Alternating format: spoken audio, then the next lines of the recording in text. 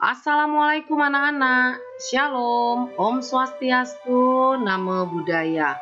Apa kabar anak-anak? Kita bertemu kembali pada pembelajaran kegiatan ekonomi. Kali ini kita akan membahas kegiatan distribusi. Semoga anak-anak selalu dalam keadaan sehat dan tetap semangat ya. Anak-anak, pada pertemuan kita sebelumnya, kita sudah membahas kegiatan ekonomi. Apakah kalian masih mengingatnya? Bagus, Ibu yakin kalian masih mengingatnya. Baiklah, Ibu akan coba sebutkan kembali. Kegiatan ekonomi adalah kegiatan manusia dalam memenuhi kebutuhan hidupnya. Kegiatan ekonomi ini terbagi tiga, yaitu kegiatan produksi, kegiatan distribusi, serta kegiatan konsumsi. Pada minggu lalu kita telah membahas kegiatan produksi. Namun pada pertemuan kali ini kita akan membahas kegiatan distribusi. Adapun tujuan pembelajaran pada materi kita adalah yang pertama, menjelaskan kegiatan distribusi, menjelaskan lembaga-lembaga distribusi, serta yang ketiga menjelaskan saluran distribusi. Anak-anak, apakah kamu tahu bagaimana sepatu yang dibuat di pabrik bisa sampai ke tanganmu? Nah, semua terjadi karena adanya kegiatan distribusi.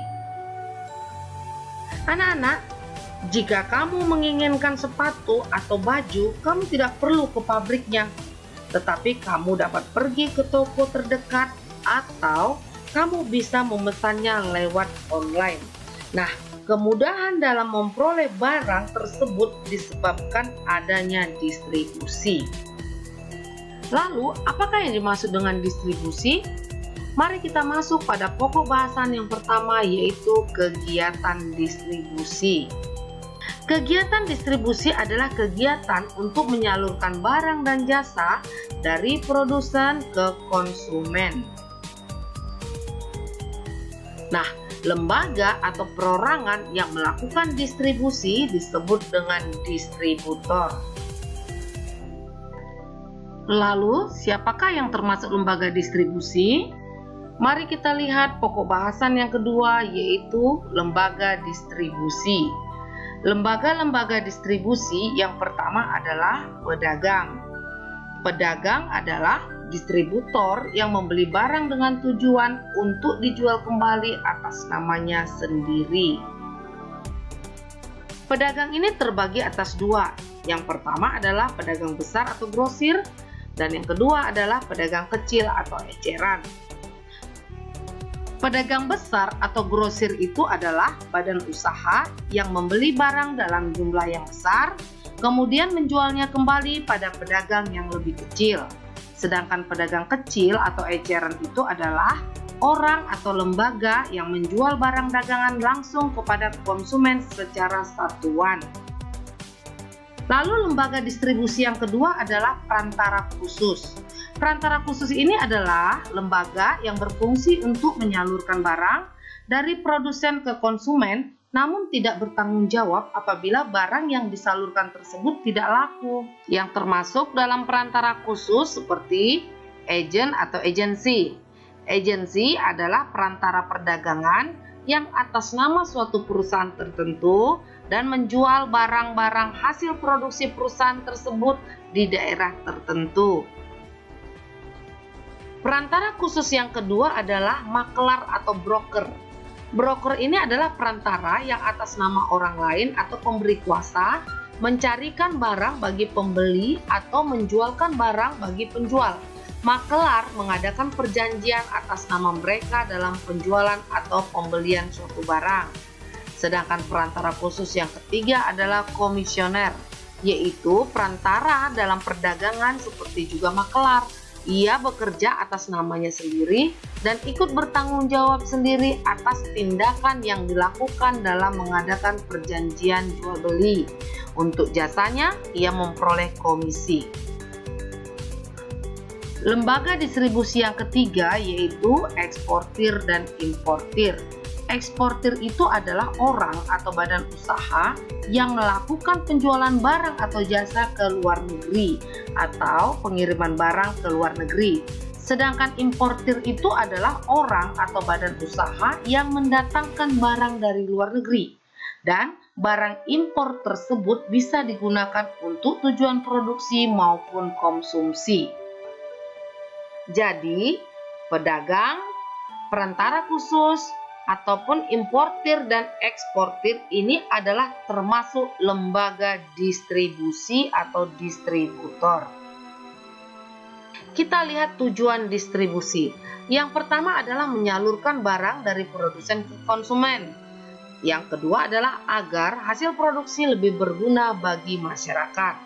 Tujuan distribusi yang ketiga adalah kebutuhan masyarakat akan barang dan jasa dapat terpenuhi. Dan yang keempat, agar kontinuitas produksi dapat terjamin. Nah anak-anak, untuk mencapai tujuan distribusi tersebut, ada beberapa saluran yang dilakukan agar barang sampai ke tangan konsumen. Saluran-saluran distribusi tersebut adalah, mari kita masuk pada pokok bahasan materi yang ketiga, yaitu saluran distribusi.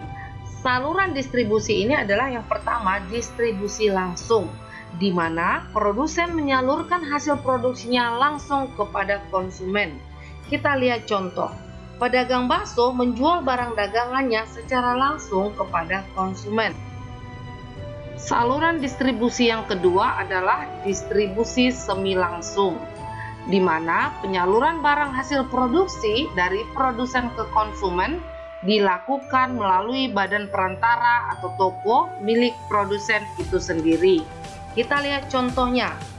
Contohnya, penjahit baju yang menjual baju hasil jahitannya kepada konsumen melalui butiknya sendiri. Saluran distribusi yang ketiga yaitu distribusi tidak langsung, di mana produsen tidak langsung menjual hasil produksinya baik berupa benda ataupun jasa kepada konsumen, melainkan melalui perantara. Semakin banyak perantara, maka harga barang yang dijual akan semakin mahal, karena masing-masing perantara tentunya ingin mencari keuntungan. Kita lihat contohnya seperti agen, grosir, pedagang kecil, dan lainnya. Nah anak-anak, apakah kamu sudah memahami kegiatan produksi dan distribusi?